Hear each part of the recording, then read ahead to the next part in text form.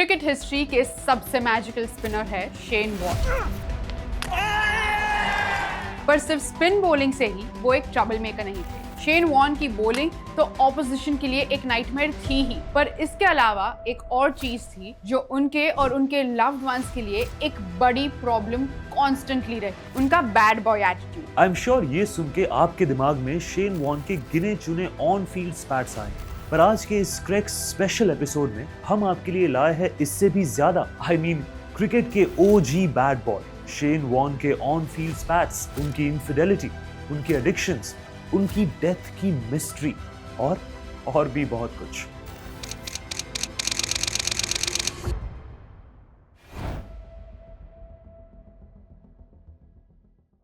Cricket field पर Shane Warne का कोई मुकाबला नहीं था। He is the GOAT in its truest sense. 1000 plus international wickets, fourth most test player of matches awards, most wickets in a calendar year, second most 10 wicket hauls and arguably one of the best spinners in cricket history. मगर इन सभी records के बावजूद Shane Warne never left his bad boy attitude.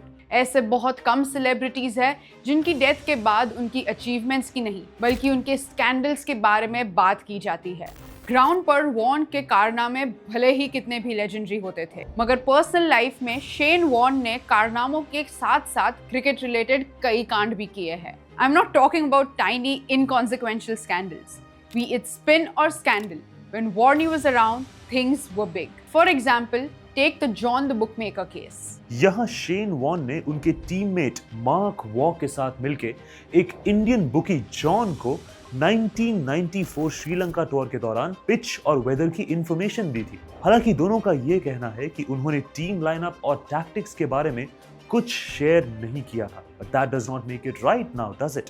Warren and Waugh were fined for the act. Mark Waugh and Shane Warne fined $10,000 and $8,000 respectively by the ACB. But the Aussie Cricket Board just ended it there. Did the board do the right thing? I guess not. Warne ने अपने career में सिर्फ ये एक गलत कदम नहीं उठाया, उनको हमने क्रिकेट का ओजी बैड बॉय नाम उनकी कई डिस्ग्रेसफुल हरकतों की वजह से दिया है। BBL 2013 में मेलबर्न रेनेगेड्स के मार्लन सैमुअल्स ने माइकल हसी, जो कि शेन वॉर्न की मेलबर्न स्टार्स के टीममेट थे, उनके साथ फर्स्ट इनिंग्स में झगड़ा किया था। अब हमारे OG bad boy big brother vibes तो रखते ही है। I mean the ball might go smoothly out of his hands, but the insult of a teammate, I don't think he would let that slide at all. He grabbed Samuels by his shirt. इसी खराब behaviour के लिए he incurred a huge fine as well. अब इस incident से आप ये तो समझ गए होंगे कि वॉर्न किसी की नहीं सुनते थे। He was always up for the clash. फिर चाहे वो ऑपोजिशन में सैमुअल्स हो या अपने खुद के कैप्टन रिकी पॉन्टिंग हो। Surprising, right? अब जब खुद के कैप्टन को वॉर्न इतना क्रिटिसाइज कर सकते हैं, तो ऑपोजिशन कैप्टन अर्जुना रणतुंगा के लिए ऐसा तो बोल ही सकते हैं। For this Warne was given a 2-match ban by the ICC. बोलने के मामले में तो वॉर्न ऑलमोस्ट जो दिमाग में आए वो ही बोल देते थे। जैसे कि talk show I am a celebrity get me out of here पे उन्होंने थियरी ऑफ एवोल्यूशन को ही डिसमिस कर दिया, saying that humans originated from aliens. If we've evolved from monkeys, why haven't those ones evolved? Yeah. Because I'm saying aliens. We started from aliens. अब Shane Warne की personal life के बारे में इतनी बात की है तो let's explore his troublesome marriage, his addiction and his death. Yes, the bad boy died a bad boy. Shane Warne got married to Simone Callahan in 1995, but their lifelong vows ended in just 10 years. The reason behind the divorce? Shane Warne's infidelity and the fact that he was a womanizer and a convicted assaulter. In 2000, while he was still married, Warne texted lecherously with a married woman in the United Kingdom. Result, he was dismissed as the vice captain of the Australian cricket team. लेकिन इसके बावजूद Shane Warne में कोई improvement नहीं आया। इसके बाद भी 2-3 बार ऐसी इंसिडेंट्स रहे जहां उन पर सेक्सुअल असॉल्ट के एलिगेशंस लगे हो। I mean, no matter how good a bowler he is, these acts are unethical, illegal, and outright inhumane. After so many allegations of infidelity, Shane Warne's wife rightly left him. And what did he do?